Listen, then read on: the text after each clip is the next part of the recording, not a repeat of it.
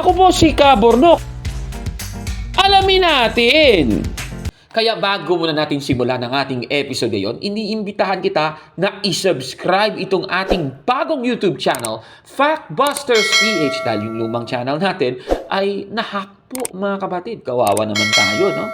Pero pati rin sana ang isa pa nating YouTube channel, Takasuri PH. Paki-subscribe din yan mga kababayan. Ako naman, sige.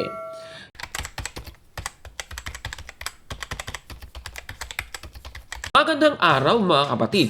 Welcome na naman po sa isang bagong episode dito sa Alamin Natin. Alam naman po natin mga kapatid na ang bautismo, the sacrament of baptism, the sacrament of Eucharist at yung sacrament of confirmation, lahat po yan ay under po sa sacraments of Christian initiation. Para matawag kang isang Kristiyano ng lubos ay kailangan mong tanggapin ang tatlong sakramentong ito. At yan po ang mababasa natin sa Catechism of the Catholic Church, paragraph 1285. Ganito po ang sabi. Kasama ng minyag at Eucharistia, ang sakramento ng kumpil ay ang kabuuan ng mga sakramento ng panimulang hakbang ng Kristiyano na ang pagkakaisa ay dapat ingatan.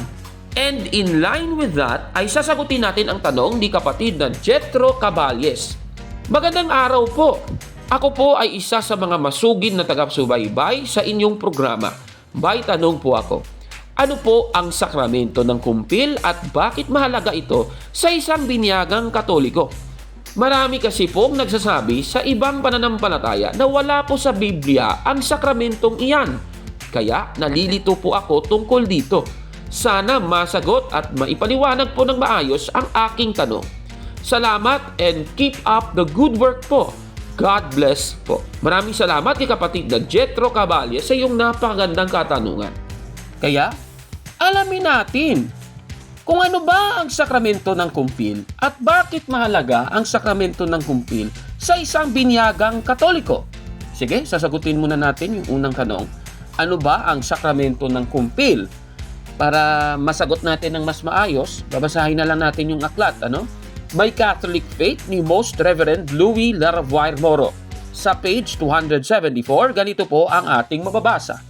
Ang kumpil ay ang sakramento kung saan ang banal na Espiritu Santo ay dumarating sa atin sa isang espesyal na paraan at nagbibigay daan sa atin na ipahayag ang ating pananampalataya bilang malakas at sakdal na mga Kristiyano at mga sundalo ni Jesucristo.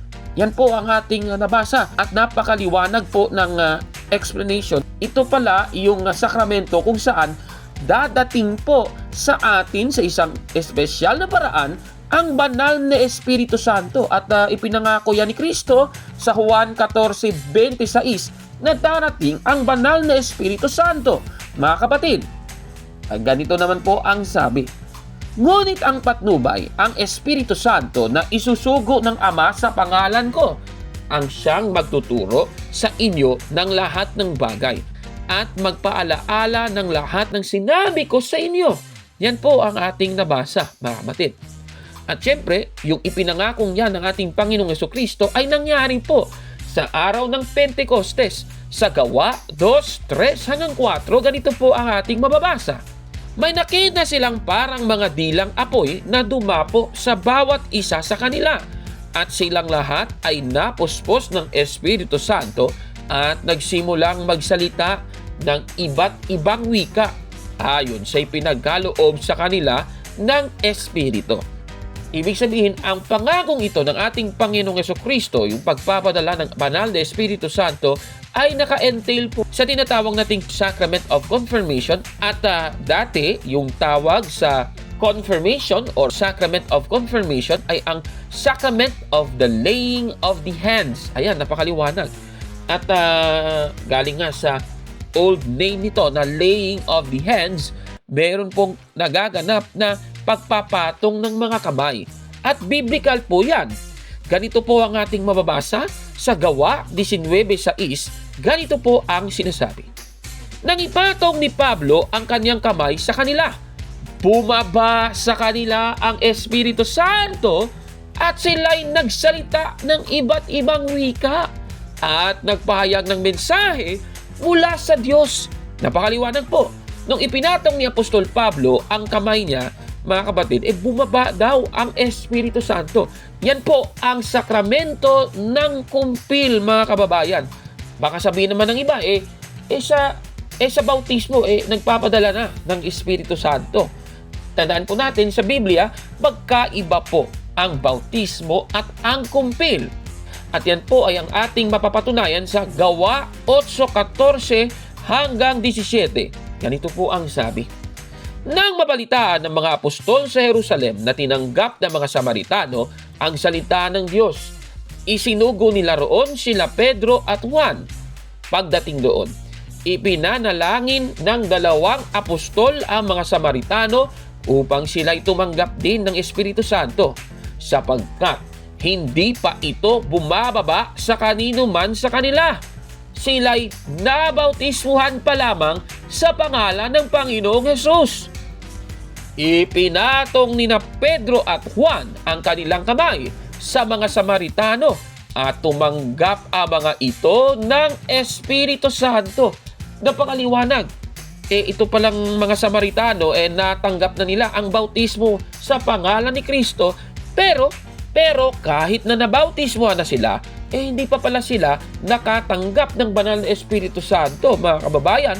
Kaya ipinatong nina Pedro at Juan ang kanilang mga kamay para tanggapin ang banal na Espiritu Santo. Kaya tama talaga, magkaiba po yung bautismo, Sacrament of Baptism, at yung kumpil o yung Sacrament of Confirmation mula po sa ating nabasa, mga kapatid. Susunod na tanong, bakit mahalaga ang sakramento ng kumpil sa isang binyagang Katoliko? Babasahin natin ang Gawa 1:8. Ganito po ang ating mababasa. Sumalit tatanggap kayo ng kapangyarihan pagbaba sa inyo ng Espiritu Santo, at kayo'y magiging mga saksi ko sa Jerusalem, sa buong Judea at sa Samaria at hanggang sa dulo ng daigdig. Dito po sa ating nabasa, mayroong pagbaba ng banal na Espiritu Santo. Yan po yung sakramento ng kumpil. Okay. So ano pong yung mangyayari kapag bababa na yung Espiritu Santo? Tatanggap daw ng kapangyarihan. Meron ba lang tatanggaping kapangyarihan? Pagkatapos, magiging saksi sila sa Jerusalem, sa buong Judea at sa Samaria at sa buong mundo, mga kababayan. Katunayan, yan nga ang in-emphasize ng Catechism of the Catholic Church, paragraph 1285. Ganito po ang ating mababasa. Sa sakramento ng kumpil ay lalo silang nasasanib sa iglesia at pinalalakas ng isang tanging kapangyarihan ng Espiritu Santo. So yung phrase na ito tumutukoy sa Gawa 1:8 doon sa tatanggap kayo ng kapangyarihan. Tama, meron nang tatanggaping kapangyarihan. Itutuloy natin. Sa ganitong gawain, nagkakaroon sila ng lalong tungkulin bilang tunay na saksi ni Kristo na palaganapin at ipangsanggalang ang pananampalataya sa paraan ng mga salita at gawa. At yan po ay Gawa 1:8 pa rin. Magiging saksi ang mga Kristiyano sa Jerusalem, sa buong Judea at sa Samaria at sa buong daigdig, mga kababayan. So yan po ang sagot sa dalawang tanong. Sana naunawaan ni kapatid na Jethro Caballes ang ating naging sagot. Maraming salamat sa iyong pagbibigay ng katanungan sa atin, kaibigan. Ano po masasabi ninyo sa ating episode ngayon? Paki-comment po sa baba, mga kapatid. At kung like mo ang video na ito, paki-smash ng like button at mag-subscribe sa ating YouTube channel, Factbusters PH. At kung may katanungan kayo, ipadala po sa atin yan sa factbustersph@gmail.com o naman kaya sa ating Facebook page, The Beloved Catholic, mga kapatid. Hanggang sa susunod naman na pagsagot sa isa na namang katanungan. Ako po si Caburno. At itong inyong alamin natin. Mga kapatid, magandang araw po at kapayapaan ay maghari sa ating isipan at sa ating puso. At follow and subscribe, Factbuster PH at The Beloved Catholic sa Facebook page ni Caburnok. At abangan nyo si Caburnok, no?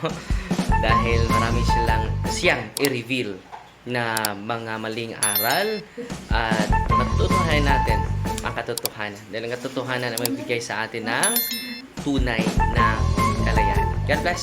I am